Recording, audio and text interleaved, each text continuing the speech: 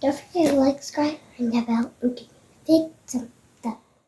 Okay, so for this video, I'm going to go over an equipment hack. So this is something that will save you money and possibly even time and allow you to experiment with sounds. This is about the shaker.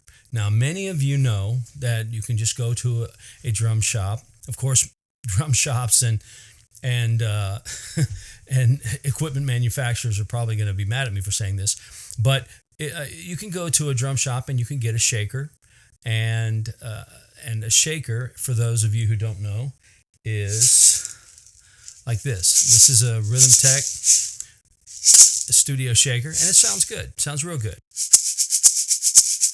Okay, but you know, it takes you time. It probably takes you, with today's prices with fuel, it takes you more money in fuel just to go to the drum shop and back. So what you can do is you can get a container. And what I like to do is I like to actually get just a bottle, a plastic bottle, maybe, you know, just a personal size bottle, or you can get a bigger one. You can get the 1 liter or the 16 ounce, or even a smaller one. You can get, or all of them. And so this is what I like to do. You can experiment with sounds, like I said. You can put rocks in one. You can put sand in another. You can mix it up. The bigger the container, you know, the more different it can sound. You can take a smaller plastic bottle and fill it up. Now, this one's filled up a little bit more than it should, but when I record with it, it's really, really, really nice. Okay, so I'm just going to go through the different sounds. Now, this really will save you a lot of time and a lot of money, but it can also be extremely creative. You can actually buy this little egg. Now, this egg sounds real good. I've used it on quite a bit of stuff, and this is from the Memphis Drum Shop. It actually sounds good. So, okay, it has its own little thing. Okay, it has a nice little sweet sound to it. It's not too obnoxious, but every shaker can sound different just by how you hold it. Or you can open it up.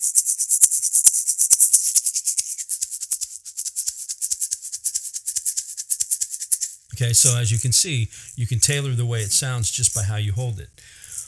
But the same thing can be said for how you, again, this is not going to be as loud because it's a little bit overfilled. I overfilled it. This is with actually beach sand, but you can use any type of dirt, any type of sand. This actually has a really fine sand, so. And it has a really nice tone to it.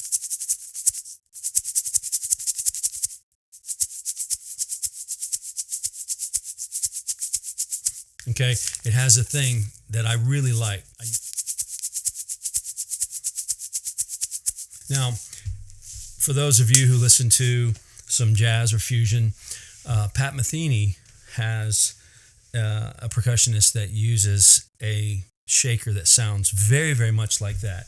Now, I went extreme and actually I had access to, I don't know, it was some kind of rock quarry or something where I saw there were granite rocks. These are about 1 inch long, and it's real harsh. Now, that actually sounds good for some. It sounds like an army marching almost. So it has its own thing. This is a really, really creative and useful thing. I use this on a song that I wrote, which is a Christmas song, and it has its own little thing. You can't get that sound by most of what you buy at the store. Okay, so the Rhythm Tech sounds great. It's a little bit too bright for me.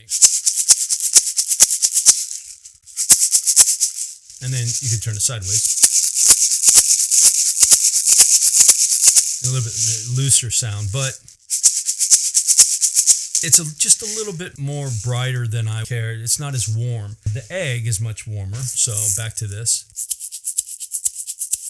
or I like the egg. The egg sounds really good. But my favorite, just for things in general, is this. Again, it's a lot better and a lot more defined when there's not as much sand in it.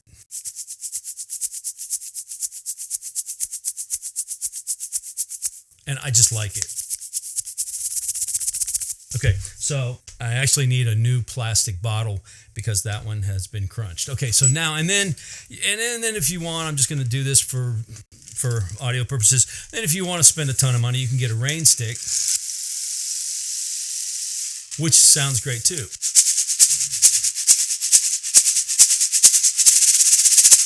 So it has a thing to it.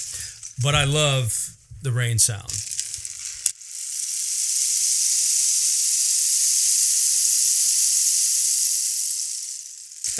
It's actually got it actually has a crack in it, so some of the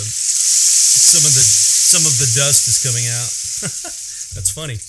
Okay, so anyway, so you get the gist on this video. Basically, it just gives you an idea of things that you can do for different sounds. If you're a percussionist or you're just a musician in general that has your own facility, or you do some of your own percussion stuff.